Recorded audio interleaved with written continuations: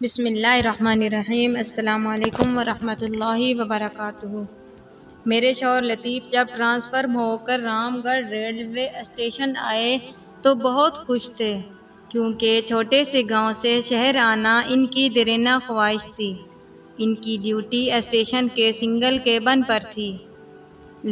لطیف نے ایک دن مجھے بتایا کہ رام گڑھ میں ان کے والد اسکول کے ہیڈ ماسٹر تھے۔ اسی اسکول میں انہوں نے بھی تعلیم پائی۔ یوں لطیف کا بچپن یہاں گزرا۔ رام گڑھ سے ان کی بہت سی پرانی یادیں وابستہ تھیں۔ لطیف کی عادت تھی کہ وہ خوشگوار موڈ میں ہوتے تو خوب باتیں کرتے، ورنہ خاموش ہی رہتے یا کسی سوچ میں ڈوبے رہتے۔ شادی کے ابتدائی دنوں میں ان کی عادت سے میں واقف نہ تھی، لہٰذا ان کو خاموش دیکھ کر باتیں کرنے کی کوشش کرتی۔ وہ ہوں ہاں کر کے ٹال دیتے تو میں دل محسوس کر رہ جاتی۔ بالآخر سمجھ لیا کہ ان کو بے وجہ ڈسٹرب کرنا درست نہیں۔ وہ اس طرح اور زیادہ خاموش ہو جاتے یا پھر بے دلی سے باتیں کرنے لگتے۔ تب میرا دل اور پریشان ہو جاتا۔ جب بیوی اپنے شوہر کے مزاج کو سمجھ جائے اور ایسی بات نہ کرے جس سے اس کے جیون ساتھی کو الجھن ہو، تو زندگی سکون سے گزرتی ہے۔ یہ نکتہ سمجھ کر میں نے بھی ان کی توجہ زبردستی اپنی طرف مبذول کرنے کی کوشش چھوڑ دی۔ یوں بھی عورت اور مرد کی ترجیحات مختلف ہوتی ہیں۔ باہر کی جو فکریں مرد کو ستاتی ہیں، بیوی کو ان سے آگاہی نہیں ہوتی۔ ہو سکتا ہے ان کی ڈیوٹی سخت ہو، نیند پوری نہ ہوتی ہو، یا جس افسر کے ماتحت ہوں وہ سخت مزاج ہو۔ ملازمت میں کئی طرح کی دفتری فکریں ہوتی ہیں۔ بس یہ سوچ کر میں نے اپنے دل کو مطمئن کر لیا، کیونکہ وہ مجھ سے محبت کرتے تھے اور میرا ہر طرح سے خیال بھی رکھتے تھے۔ پھر مجھے ان کے ساتھ خاموش رہنے سے کیا مسئلہ تھا؟ وہ عورتیں کی طرح ہر وقت کئی طرح کی باتیں نہیں کر سکتے تھے۔ یہ ان کا مزاج تھا، ان کی ڈیوٹی حساس تھی۔ کبھی دن بھی رات کی ڈیوٹی ہوتی۔ اس رات بھی مال گاڑی آنے والی تھی۔ وہ مجھے بتا کر گئے کہ آج رات میں دیر سے آؤں گا، تم میرا انتظار مت کرنا۔ میں دن بھر کے کام کاج سے تھک گئی تھی، رات ہوتے ہی بستر پر لیٹ گئی۔ یہ محکمے کی طرف سے دیا ہوا مکان تھا۔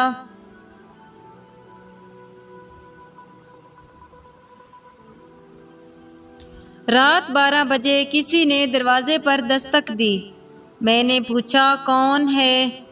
باہر سے کسی نے جواب نہ دیا تو میں گھبرا کر اٹھی اور لالٹین جلا کر دیکھا کہ دروازے کی کنڈی خود ہی کھل گئی اور ساتھ ہی دروازہ بھی کھل گیا، مگر کوئی بھی نظر نہیں آیا۔ تاہم مجھ کو محسوس ہوا کہ کوئی ہے جو گھر کے اندر آ چکا ہے۔ تبھی خوف سے ٹھنڈی سی پڑ گئی اور چپ چاپ بستر پر آ کر لیٹ گئی۔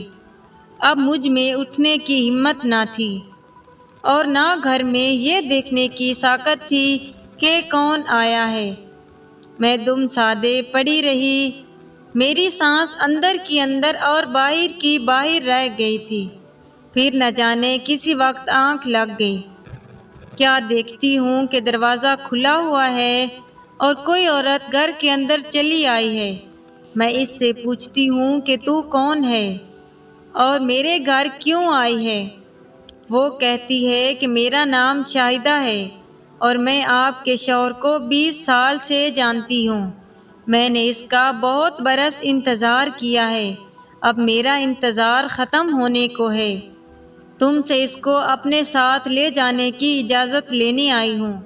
میں پھر خواب میں ہی مجھ کو جھٹکا لگا اور میں اٹھ کر بیٹھ گئی۔ اس وقت سردی بہت تھی، لیکن لحاف میں بھی مجھے ٹھنڈا پسینہ آ رہا تھا۔ سارا بدن کپ کپا رہا تھا۔ باہر کچھ شور سنائی دے رہا تھا۔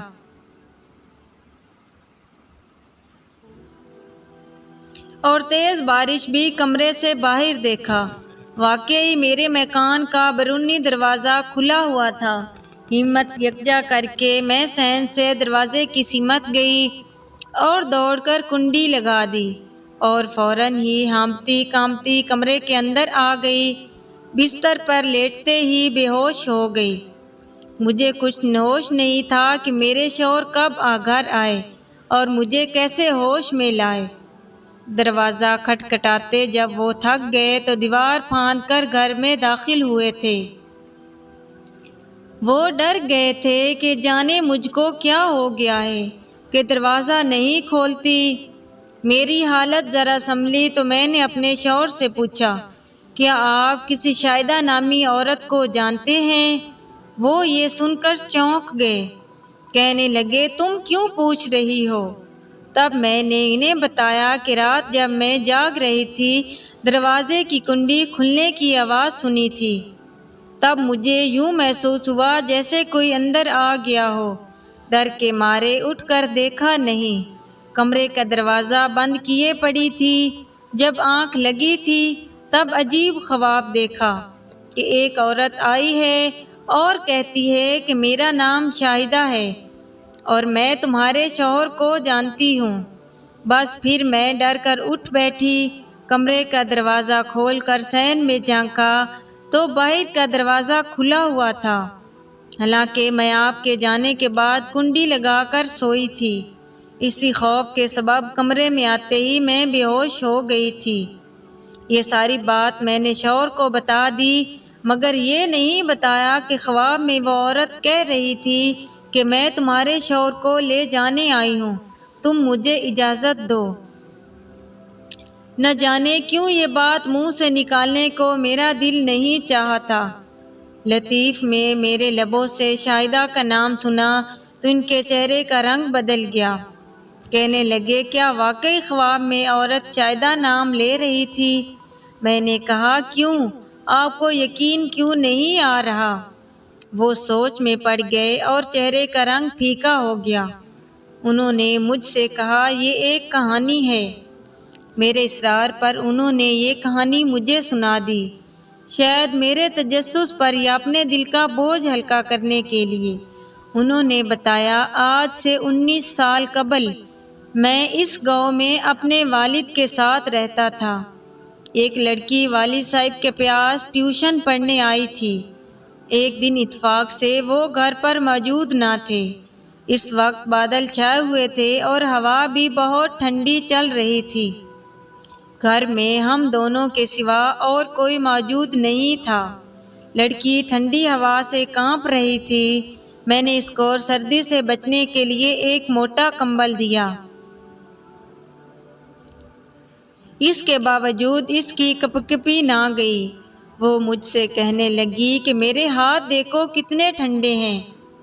جب میں نے اس کے ہاتھ چھو کر دیکھے تو وہ بہت ٹھنڈے تھے۔ اس کے بعد جانے کیسے جذبات نکلے کہ مجھ سے غلطی ہو گئی۔ اگلے دن وہ ٹیوشن پڑھنے نہیں آئی۔ اسی اثناء میں والد صاحب کا تبادلہ رام گڑھ سے جودھ پور ہو گیا اور میری شادی تم سے ہوئی۔ 2 ماہ بعد والد صاحب بھی وفات پا گئے۔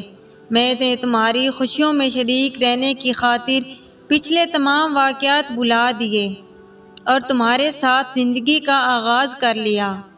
آج تم نے شاہدہ کا نام لے کر میری پچھلی زندگی پھر سے یاد دلا دی۔ ابھی لطیف مجھ سے یہ باتیں کر ہی رہے تھے کہ ریلوے کا ملازم آیا اور کہنے لگا لطیف صاحب بارش اور تیز ہوا کی وجہ سے اگلا سگنل گر گیا ہے اور گاڑی آنے میں تھوڑا سا وقت رہ گیا ہے۔ میرے شوہر نے اس سے کہا تم یہاں بیٹھو، میں ابھی سگنل صحیح کر کے آتا ہوں۔ لطیف کا انتظار کرتے کرتے میری آنکھ لگ گئی۔ کچھ لوگوں کے شور و غل سے آنکھ کھلی تو میں باہر آ گئی۔ ہمارے دروازے پر ریلوے کا ملازم ابھی تک تھا۔ میں نے پوچھا صاحب ابھی تک نہیں آئے؟ بی بی نہیں آئے؟ وہ بولا کچھ لوگ البتہ یہاں سے گزرتے ہوئے کہہ رہے تھے کہ صبح 4 بجے والی مال گاڑی کے ڈرائیور نے لوگوں کو بتایا ہے کہ سگنل خراب ہونے کی وجہ سے میں گاڑی کنٹرول نہ کر سکا اور ایک آدمی ریلے کی بوگیوں کی ضد میں آ کر جاں بحق ہو گیا۔ بیٹی میں بہت عرصے سے ریلوے کا ملازم ہوں۔ یہ سگنل بڑا خونی ہے۔ بہت پہلے کی بات ہے، ایک شاہدہ نامی عورت تھی۔ وہ کسی مشکل میں گرفتار ہیں۔ عزت کی خاطر اسی سگنل کے قریب اس نے ٹرین کے نیچے آ کر جان دے دی تھی۔ بوڑھے ملازم کی بات سن کر مجھے چکر سا آ گیا۔ میں نے کہا، بابا خدا کے لیے جا کر دیکھو، صاحب کیوں نہیں آئے؟ تمہاری بات سن کر میرا دل ڈوب رہا ہے۔ کون آدمی تھا جو ٹرین کی ضد میں آ کر؟ ابھی میں جملہ پورا بھی نہ کر پائی تھی کہ لوگ میرے دروازے پر آ گئے۔ وہ کہہ رہے تھے کہ بی بی کو بتا دو لطیف صاحب ٹرین کی ضد میں آ کر جاں بحق ہو گئے۔ میں اتنا ہی سننا تھا کہ بے ہوش ہو کر گر گئی۔ جب ہوش آیا تو ہسپتال میں ارد گرد میرے رشتہ دار بیٹھے ہوئے تھے۔ میری دنیا لٹ چکی تھی۔ اس کے بعد زندگی کیسے گزری، قافلے والوں کے ساتھ کیسے پاکستان آئی، یہ ایک الگ داستان ہے۔ اب قبر میں ٹانگیں لٹکائے بیٹھی ہوں۔ زندگی کی سب تلخیاں، بہت سے واقعات خود پر گزری بھی بیتیاں بھلا چکی ہوں۔ نہیں بھلا سکی تو اس واقعے کو، اس خواب کو جس نے مجھے خبردار کر دیا تھا کہ تمہارے اوپر کوئی طوفان آنے والا ہے۔ میں یوں ہی خوف زدہ نہیں ہوئی تھی۔ کچھ خواب ہم دیکھتے ہیں بھلا دیتے ہیں، کچھ یاد رہتے ہیں مگر وہ بے معنی، بے اثر سے ہوتے ہیں۔ لیکن کوئی خواب ایسا ہوتا ہے جو روز روشن کی طرح عیاں ہوتا ہے۔ خدا کرے ایسا خواب کسی سہاگن کو نہ آئے، جو ایک بیانہ حقیقت کے روپ میں آج بھی شعور میں ایک جیتی جاگتی تصویر کی طرح زندہ ہے۔ اگر کہانی پسند آئے تو ویڈیو کو لائک اور شیئر